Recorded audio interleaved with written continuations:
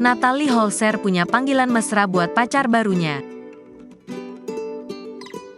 Berita seleb terkini, Natalie Holzer punya panggilan mesra untuk pacar berondongnya, Yogi Ilham.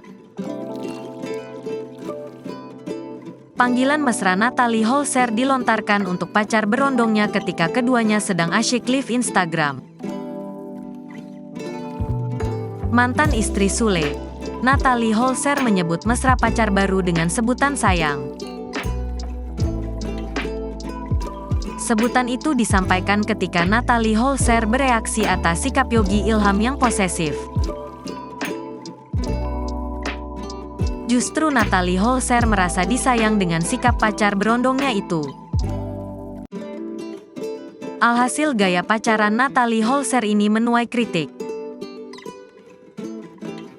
Gaya pacaran Natalie Holzer dengan pacar berondongnya tuai komentar negatif dari warganet.